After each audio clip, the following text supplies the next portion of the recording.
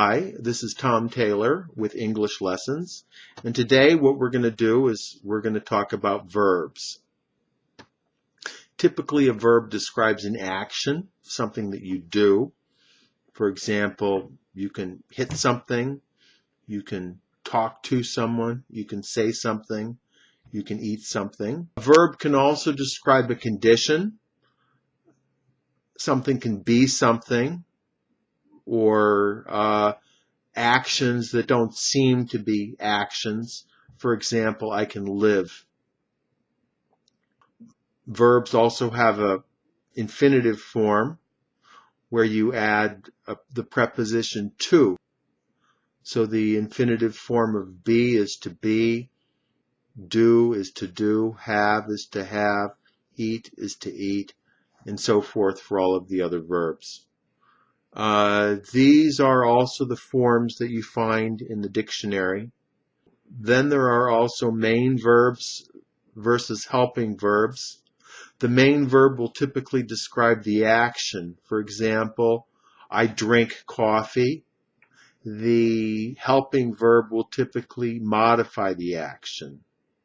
For example, I should drink coffee this morning. Or can be used to describe the future. I will work tomorrow. Those are helping verbs.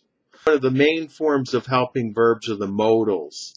These are verbs that modify the verb, and typically they describe some sort of probability relating to the use of the verb. For example, should, would, could, which I call shoulda, coulda, woulda. But did ya? No, I didn't. Then there is the future. I will do something. Or necessity. I must do something. Or I can lift 100 pounds. These modals, they all modify the form of the verb to create a different meaning. Most verbs are regular verbs. What this means is that the past form of the verb gets an ed on the end.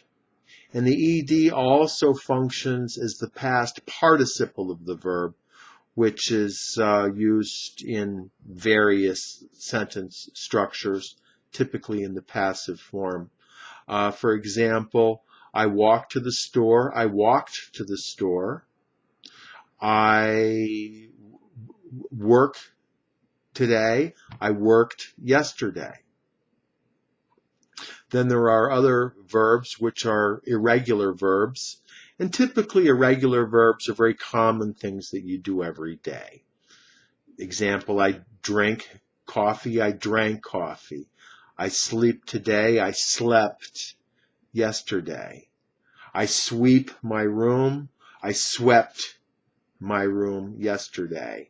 I sing a song today. I sang a song yesterday. Irregular verbs, they follow their own rules. Instead of adding ed, each verb has its own rule for how it's changed from the present form to the past form, and also for the past participle. For example, I do my work. I did my work. My work was done. The past participle is commonly called the third form. Typically, this form is used when a verb is used in the passive form, also when the verb is used in the perfect tense. The example I used, the work is done, the work has been done, or I have done my work. I have drunk coffee. And we also have what are called phrasal verbs. These are verbs where a preposition is added onto the end of the verb to modify the meaning. Typically, the prepositions are pointing a direction. For example, up, down, in, out, on, off. So, for example, the wind can blow, or someone can blow up a balloon, or a storm can blow down a house, but the wind can also blow down a house, which means that it caused the house to fall, or the wind can blow down a tree, which means that it caused the tree to fall, or someone can blow up a balloon, which means to fill up the balloon with air. Verbs can be inflected to change the meaning of the verb. If the verb does not have anything extra added to it, that's the bare form of the verb. If it has something added, that's an inflection on the verb. For example, you can add an ing on the end of the verb to create a sense of continuity, or you can add the ed on the end of the verb to create a sense of completion. Similarly, verbs will have tenses. For example, the present tense, I eat, I ate. For the past form, I will eat. For the future form. There's also what is called mood.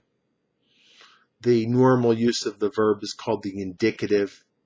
There's also what's called the imperative. That's where the bare form of the verb is used to basically order people around. So somebody can say, stand up, sit down, drink your coffee. That's the imperative form.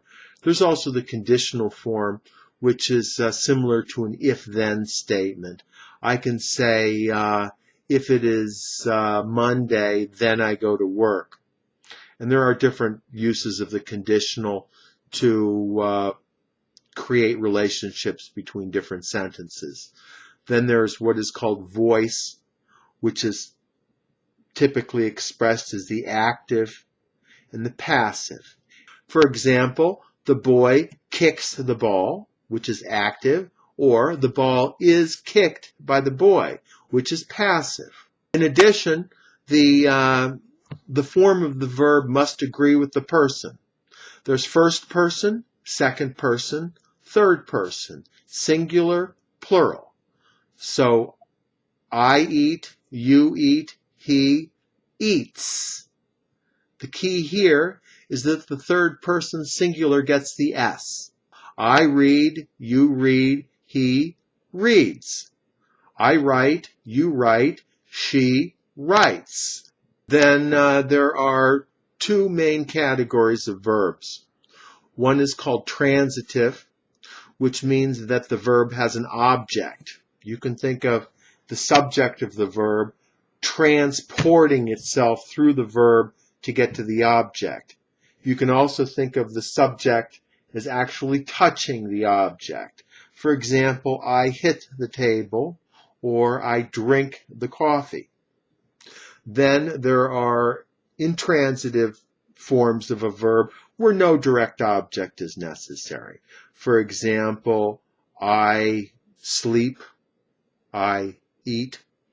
Then there are also intransitive verbs where it may have an object, but the object's not a direct object. For example, I walk to the store, in which case we need a preposition to describe the relationship between the subject, the verb, and the object. Then there are also state of being verbs, also known as linking verbs. For example, I am hungry, I am tired. Typically, these describe conditions. Or another example would be I become, which is similar to the verb be. I become hungry when I don't eat. Okay, so this was our lesson today on verbs. Thank you very much for watching. Stay tuned.